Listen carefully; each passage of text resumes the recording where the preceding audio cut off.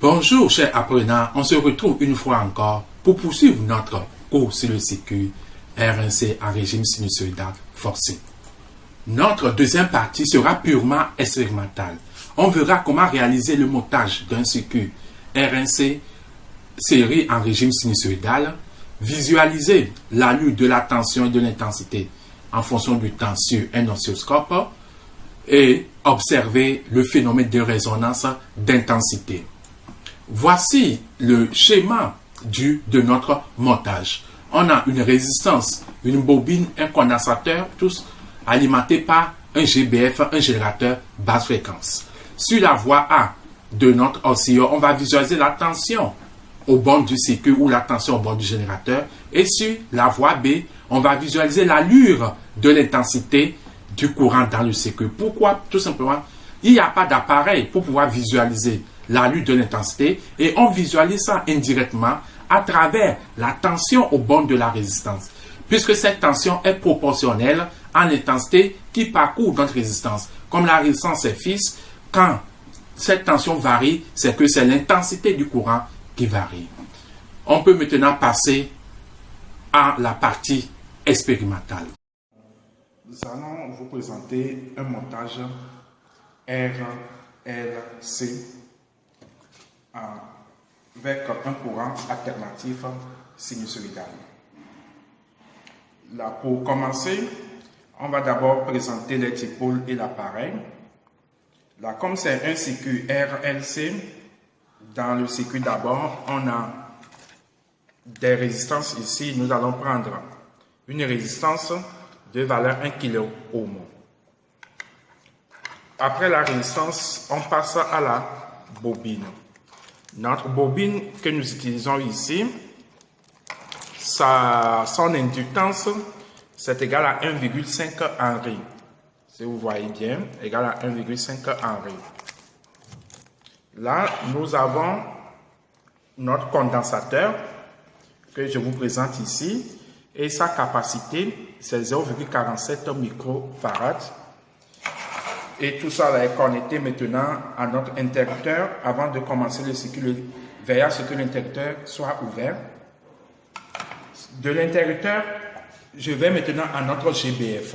Donc, c'est notre générateur à basse fréquence qui nous donne différentes sortes de tensions. Là, vous avez une tension sinusoïdale, une tension en créneau, une tension triangulaire, une tension en créneau. Mais pour pouvoir visualiser la tension source, c'est-à-dire la tension au bord de notre GBF, nous avons un oscilleur. Un oscilleur à double voie ou à double entrée. Sur l'entrée, à l'entrée A, on visualise la tension source. Donc, vous voyez que la masse est reliée à la borne négative de notre GBF et l'entrée, l'entrée que nous pouvons appeler ici la voie A de notre oscilleur est reliée à la borne positive de notre GBF et ce qui nous permet de visualiser la tension dans le circuit ou la tension au bord de notre GBF. Comme c'est un circuit RLC, nous devons comparer l'allure de la tension et l'allure de l'intensité. Il n'y a pas d'appareil pour pouvoir mesurer l'intensité. En ce moment, on visualise la tension aux bornes de la résistance. Cette tension nous donne directement l'image de l'allure de la courbe de l'intensité.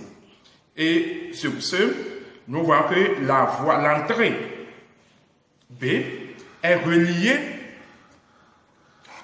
à une borne de notre résisteur et l'autre borne est toujours reliée à la masse. Donc ici, on n'a pas besoin de deux masses. Une seule masse suffit pour tout le circuit. Donc là, revenons à notre oscilleur. Vous voyez ici l'oscilleur, avant de commencer, vous voyez c'est sur 0. Ici, c'est à terre 0, 0. Avant de commencer toute manipulation, je ferme le circuit. Pour le moment où vous visualisez que les spots sont en mode barrière, c'est toujours un trait que vous voyez au milieu. C'est logique puisque je n'ai pas encore enclenché le mode alternatif. Donc là, c'est sur la voie A et on visualise, comme je l'avais dit, la tension dans notre circuit. Et vous voyez bien l'allure de la courbe. C'est vraiment une tension sinusoïdale. Maintenant, pour visualiser la tension au bord de la résistance qui constitue aussi l'allure de notre courbe d'intensité, là, on enclenche ici aussi en mode alternatif. Donc, si vous voyez bien, il y a un décalage entre les deux courbes. Là, je fais bouger la courbe de la tension. Donc, si vous voyez bien, la tension atteint son maximum avant l'intensité, c'est-à-dire la tension aux bornes de la résistance qui constitue directement l'intensité. Donc, ce qui veut dire que là-bas, nous sommes en présence d'un circuit inductif, puisque la tension est en avance sur l'intensité. Là, nous allons essayer de faire varier la fréquence de notre circuit, de notre GBF, pour voir les phénomènes. Donc ici, on diminue, je diminue la fréquence, je diminue là. On tombe, vous voyez pratiquement que les deux courbes maintenant sont en phase. Il n'y a plus de déphasage, il n'y a plus de retard. Là, nous pouvons dire que nous sommes dans un phénomène de résonance, donc résonance d'intensité. Donc, vous voyez que les deux courbes maintenant sont en phase, en diminuant maintenant notre fréquence. Je vais continuer toujours par diminuer la fréquence. Je diminue, je diminue, je diminue, je diminue. Là, vous voyez qu'elles sont remarquées ici en diminuant.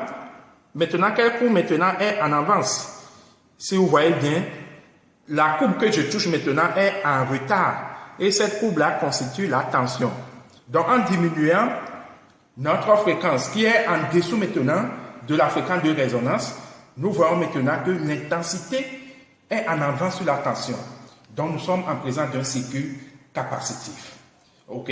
Donc, en résumé, si nous montons, si la fréquence est supérieure à la fréquence de résonance, nous sommes en présence d'un circuit inductif.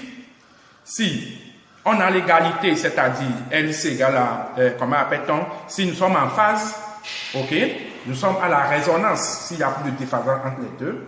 Maintenant, si notre N, c'est-à-dire si N n'est plus égal à N0, c'est-à-dire la fréquence propre, mais N est inférieur à N0, ce que nous remarquons ici, nous sommes dans un circuit capacitif et l'intensité est en avance sur la tension. D'accord, merci. Nous sommes ainsi arrivés à la fin de notre expérience. On se retrouve prochainement pour poursuivre avec l'étude théorique. Merci.